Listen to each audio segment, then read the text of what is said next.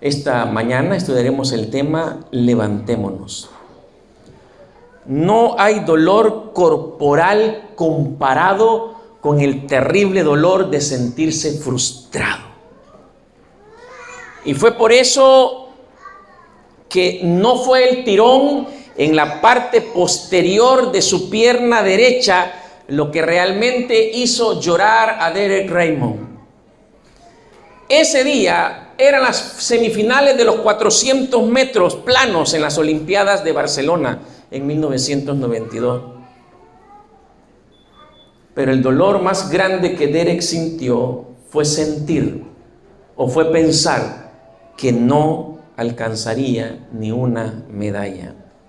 65,000 espectadores en el Estadio Olímpico en Barcelona vieron cómo cada uno de los corredores cruzó la meta, excepto Derek, que a media carrera, 200 metros antes de llegar al final, cayó. Y aquellas 65,000 personas vieron como aquel hombre, con su mano derecha, se sostenía su pierna, ponía eso porque le dolía demasiado, y con su mano izquierda se tapaba los ojos para tratar de secar las lágrimas de decepción. Tenía 26 años y llevaba toda una vida preparándose para ser campeón olímpico. Estaba en buenas condiciones físicas. En las semifinales, Derek había sido el mejor de los tiempos, así que todo el mundo esperaba que él fuese campeón de los 400 metros. Pero llegó la lesión. Aquel tendón en su pierna se había roto. Fue como una bofetada, fue el final de un sueño. Como pudo, se puso en pie y miró para todos lados, tratando de encontrar una explicación. Luego se volvió a derrumbar. Boca arriba, mirando al cielo, llorando, él no dejaba de pensar. De pronto él sintió la necesidad inexplicable de levantarse y avanzar. El público, cuando ve que aquel hombre se levanta, saltando en uno de sus pies, se levantó el público y comenzó a aplaudirle, como muchos competidores hubiesen querido que les aplaudieran. Recibió una ovación que todavía retumba en la historia de las Olimpiadas. Iba saltando en un pie, pero se dio cuenta que no iba a llegar. Apenas avanzó 50 metros y le faltaban 150 metros todavía. De repente él sintió que alguien venía corriendo detrás de él a ayudarle. Era su papá. Después de pelearse con los guardias de seguridad, con los del Comité Olímpico, el padre pudo llegar hasta la pista y se puso al lado de su hijo. Lo abrazó, lo animó. No te rindas, estás cerca del final. Así, saltando en una pierna y con la ayuda de su padre, llegó a la meta. Derek no podía dejar de llorar y su padre tampoco, mientras que la gente no paraba de aplaudir en aquel estadio. En la carrera hacia la eternidad, queridos hermanos, posiblemente muchas veces caeremos. Quizás en este momento estemos caídos. Nos vemos aquí en la iglesia y nos vemos bien, pero por dentro el corazón está despedazado. Y la debilidad del ser humano se siente. Pero recordemos lo que el Padre amoroso nos dice en 1 de Juan capítulo 2 versículo 1. Hijitos míos, estas cosas os escribo para que no pequéis. El ideal de Dios es que no caigamos, que no nos desanimemos, que sigamos adelante. Pero Él nos conoce y sabe que somos débiles. Por eso Él dice, pero si alguno hubiese pecado, si alguno hubiese caído, si alguno está tirado en la pista de la carrera, acuérdense que abogado tenemos para con el Padre, a Jesucristo el justo. El apóstol Pedro fue un experto en caídas, pero también en ponerse en pie y seguir hacia la meta superando muchos obstáculos. Vamos a ver algunos momentos de la vida del apóstol Pedro que nos van a enseñar a nosotros cómo nosotros podemos levantarnos. Primero, vamos a San Mateo capítulo 14, versos 26 al 31.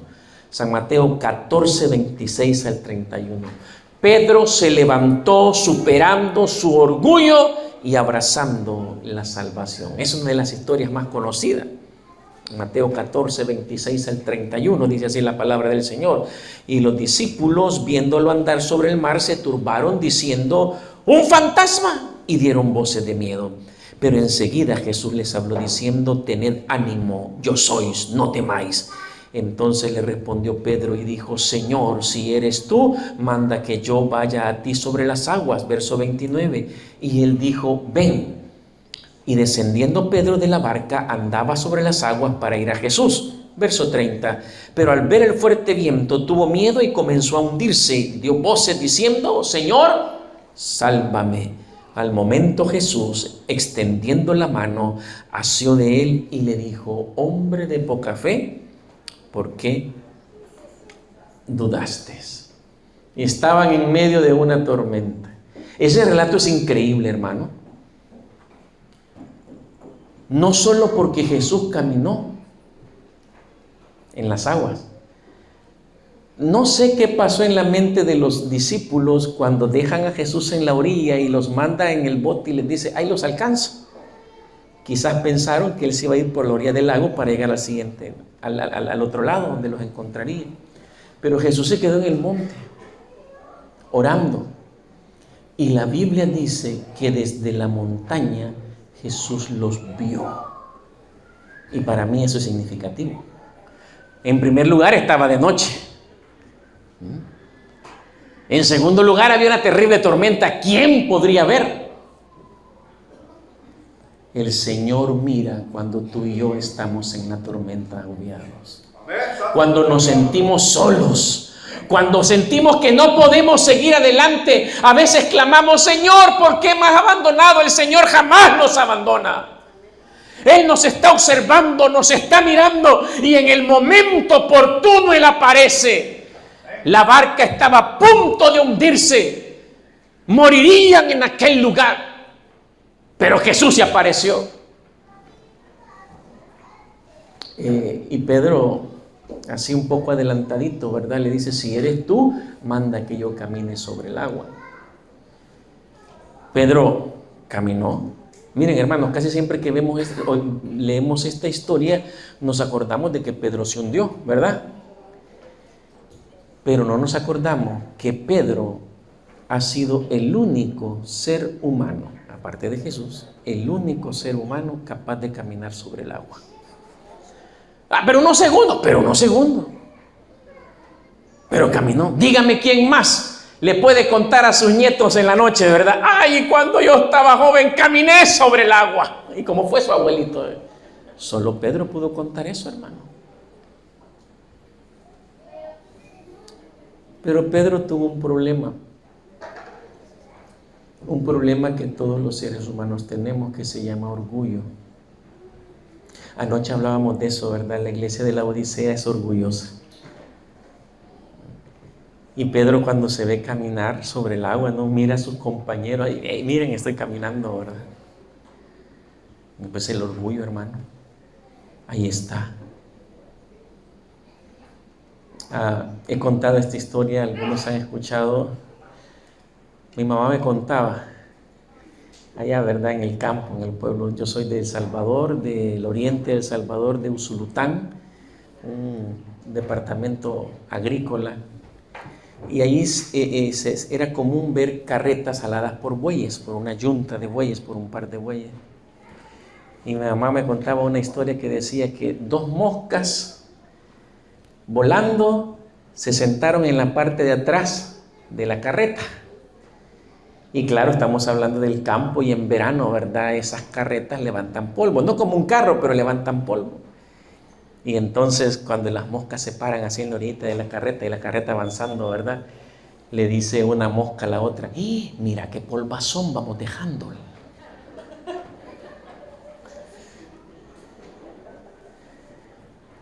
A veces así somos nosotros los adventistas. Miren cuánto estamos haciendo. Es que no somos nosotros, hermano. Es Cristo.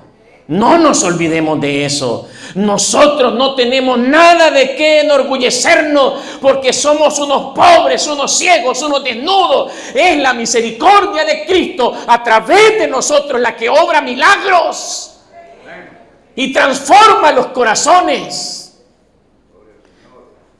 Pedro se sintió orgulloso por sus logros, por su alcance, pero el orgullo lo comenzó a hundir porque el orgullo hunde. Proverbios 16:18 dice, antes del quebrantamiento es la soberbia y antes de la caída la altivez de espíritu. Cuidémonos, cuidémonos. Cuando Pedro ve que se está hundiendo, y esto es lo que me impresiona de Pedro, hermano, porque si algo tenía Pedro a pesar de esa gota de orgullo, es que también era humilde. Y como decimos en nuestro pueblo, era vivo el muchacho. Cuando comienza a hundirse, Pedro pudo haber pensado, no hombre, si Pedro era pescador desde niño, podía nadar, ¿qué le iba a pasar si se estaba hundiendo? Pero recordemos que había una tormenta terrible. Y en ese momento, abandonando su orgullo, Pedro dice la fórmula poderosa, Señor, sálvame. Señor, sálvame. Ese grito de auxilio debe emanar de nuestros corazones, de nuestra boca en oración cada día. Señor, sálvame. Yo no puedo enfrentar este día sin tu ayuda. Yo no puedo salir de esta casa sin ti. Sálvame que perezco. Martín Lutero decía, cuando me bauticé, ahogué al viejo hombre. Lo que yo no sabía es que el desgraciado sabía nadar y cada día quiere salirse. Y por eso seguí el consejo del apóstol Pablo, cada día muero.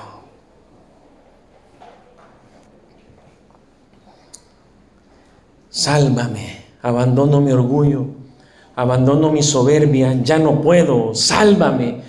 Abrazo tu salvación, esa salvación que es por gracia, esa salvación en la que yo no puedo hacer nada. Y cuando Pedro dijo, sálvame, el Señor lo levantó. Mire, Jesús, ¿se acuerdan cuál era el oficio de Jesús? ¿Cuál era?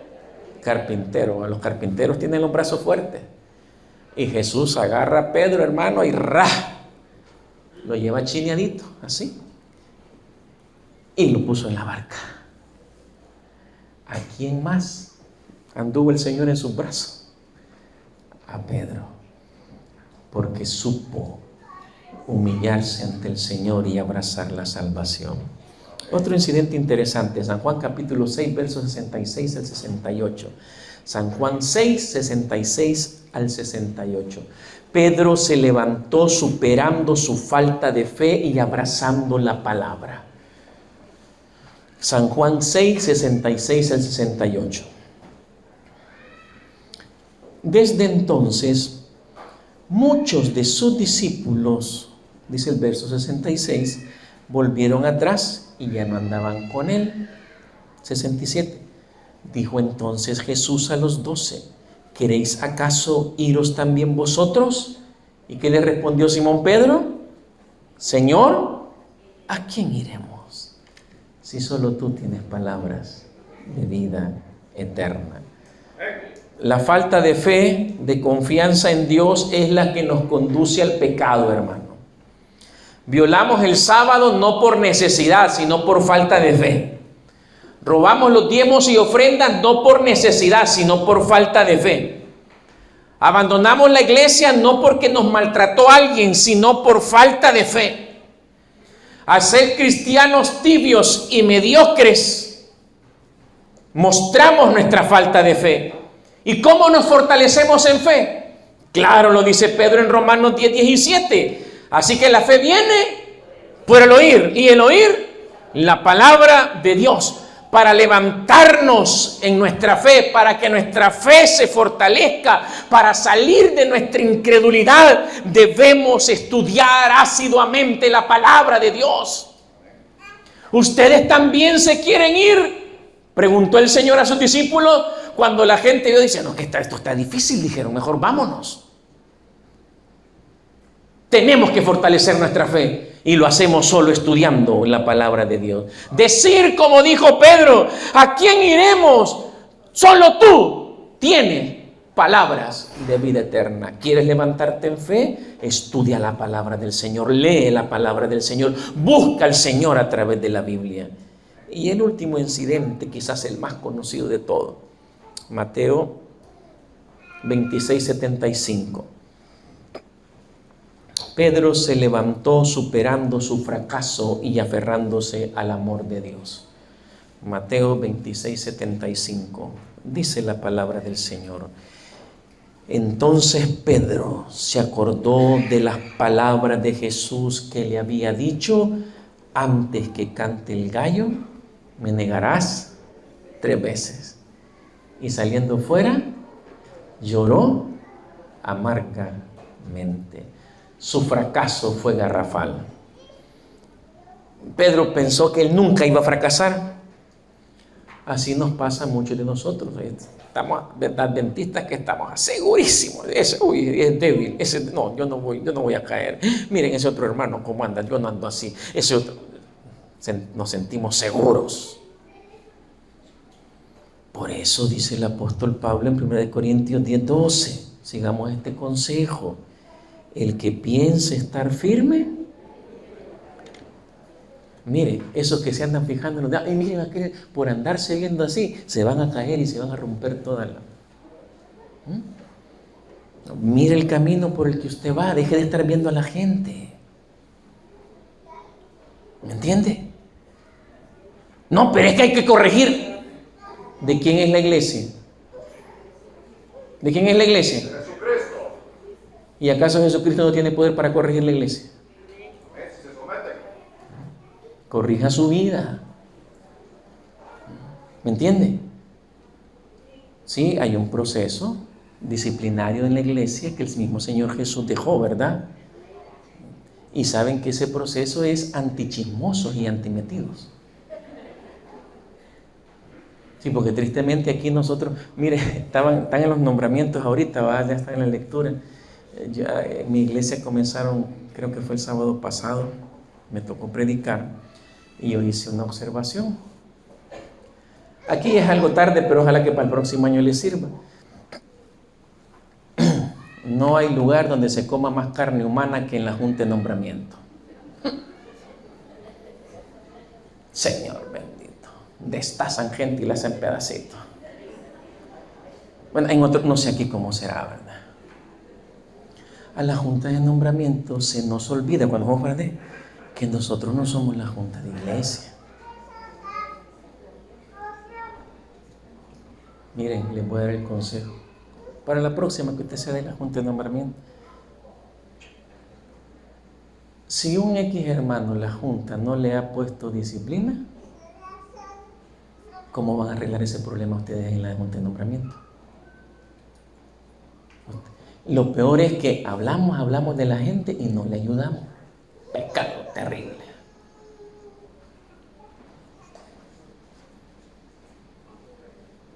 En una ocasión escuché del doctor Ismael Castillo, él es el rector de la Universidad de Montemorelos, nos dio un consejo. En la junta de nombramiento, cuando alguien se levanta a hacer, bueno, en toda la junta, va a hacer una observación, y yo tengo una observación del hermano, que miren, que el hermano dicen que cuentan que hacen tal cosa. Entonces el doctor Ismael dice que lo primero que tenemos que decir a esas observaciones es: hermano, ¿usted ya habló con él? No, que le toca No, usted ya habló con él. Porque el procedimiento del manual y de la Biblia, ¿cuál es? No. Recuerden que es antichismoso. Ve y habla tú a solas con tu hermano. Se habló con el fulano, ya habló con él. No, que le tocaba, yo le dije al anciano que hablara con él. ¿Cómo? Traspasaron completamente. La disciplina de la iglesia no es punitiva, así como están haciendo en El Salvador con los mareros, ¿verdad? Que ahí tiene que ser punitiva. La disciplina en la iglesia es redentiva. No es para castigar, es para redimir. Por eso, si tú has visto a tu hermano en pecado, ve y habla a sola. Si el bandido no te hizo caso, entonces sí. Se lo vas a contar a toda la iglesia y lo vas a publicar por Facebook. ¿Cuál es el siguiente paso? Ahí sí, alguien lo mencionó. Ir con un par de testigos. De preferencia los ancianos de la iglesia o personas de madurez espiritual comprobada, ¿verdad? Cuidado con llevar un chismoso. Y ya con 3, pues ya vio que la cosa era seria, ¿verdad? Pero todo con amor, porque es redentivo, no punitivo. Porque algunos se levantan con la vara para querer, y aquí vamos a ordenarlo a todos. Ustedes sabían que cuando la hermana Juárez estaba viva, y en la iglesia de Battle Creek, una iglesia como de 500 miembros, de repente ella y su esposa salieron a sus viajes misioneros que hacían. Y la junta de iglesia, estuvo varios meses, ella no estuvo en esa iglesia. Hermano, y habían unos de esos puritanos en la junta de iglesia. Y comenzaron a darle garrote a medio mundo. Nombres y desfraternizaron más de 400 hermanos. Le pusieron disciplina a otro montón. Cuando la hermana Juárez regresó otra vez, tuvo que poner en orden aquel asunto. Porque no se trata de levantar la vara.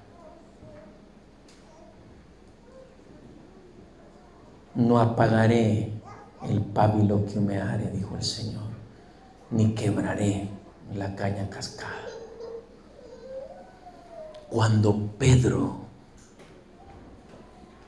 escuche el canto del gallo, se recuerda, ¿me vas a negar? Mira a Jesús. Jesús lo mira a él. Dice el deseo de toda la gente que fue como una oleada, como un fresco viento de perdón, lo que Pedro pudo ver en los ojos del Señor Jesús. No vio condenación, no vio señalamiento, vio amor.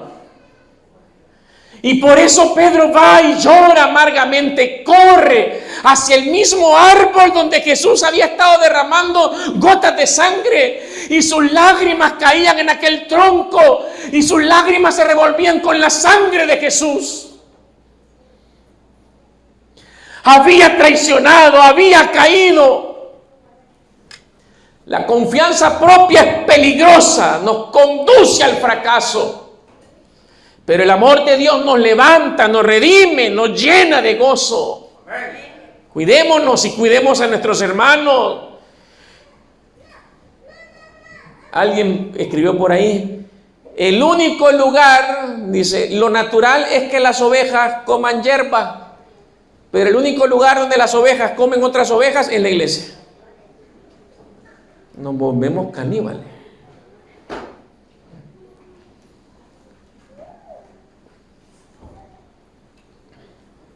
San Juan 21. No vamos a leer todo el pasaje, el tiempo se nos ha terminado. Solo leeremos el verso 17 de San Juan 21. Se recuerdan esa historia, ¿verdad? Jesús ha resucitado, manda a sus discípulos a Galilea desesperados porque Él nunca llega, se van a pescar otra vez dirigidos por Pedro, se encuentran ahí pescando, no pescan toda la noche, Jesús aparece a la orilla, les pregunta si han pescado, ellos le dicen que no, les dicen tire la red y sacan unos pescadotes grandes, se dan cuenta que es Jesús y Pedro salta y sale hacia Jesús. Llegan los demás discípulos y ahí está Jesús. Pedro pensaba que Jesús lo iba a regañar. Pero Jesús, en lugar de regañarlo, lo que le tiene es una comida. Pescado asado, pancito caliente, ya le va a dar hambre a algunos, así bien rico aquello. una figura paternal. Hijitos, les dice el Señor, muchachos, niños, aquí está la comida, aquí está el desayuno. No era la primera vez que Jesús les preparaba el desayuno. Porque Jesús eso es lo que quiere para redimirnos. Jesús no nos redime, no nos llama para castigarnos, hermano. ¿Ustedes sabían que ni el infierno es castigo para nosotros? En primer lugar, el infierno será un lugar preparado, dice la Biblia, para Satanás y sus ángeles. No fue para nosotros. Ay, hermano, pero es que los que se portan mal, no. Los que eligen no estar con Jesús han elegido estar en ese lugar. O sea, perderse es una elección personal. Así como salvarnos es una elección personal. Jesús se presenta. Después de que comen un poquito, conversando con Pedro, Pedro, ¿me amas? La famosa conversación. Verso 17, capítulo 21, le dijo la tercera vez, Simón, hijo de Jonás, ¿me amas? Pedro se entristeció de que le dijese la tercera vez, ¿me amas? Y le respondió, Señor, tú sabes todo. Tú sabes que te amo. Jesús le dijo, apacienta mis ovejas. ¿Me amas, Pedro? Tú sabes que te amo, pero mi amor es imperfecto, mi amor es humano. Yo te puedo fallar otra vez, Señor, pero no significa que no te amo. Yo te amo. Imperfectamente, pero te amo. Es lo que nos pasa a nosotros. Fallamos, caemos, pero no significa que no amamos al Señor. Porque el que ama al Señor, aunque caiga, puede levantarse. El que deja de amar a Cristo jamás volverá. Amas a Cristo, amas a tu Señor, no importa en la condición que esté, Él te levanta y te redime. Y el Señor vuelve a poner a Pedro en su ministerio. Amén. No por su fracaso, sino a pesar de su fracaso, porque se ha arrepentido.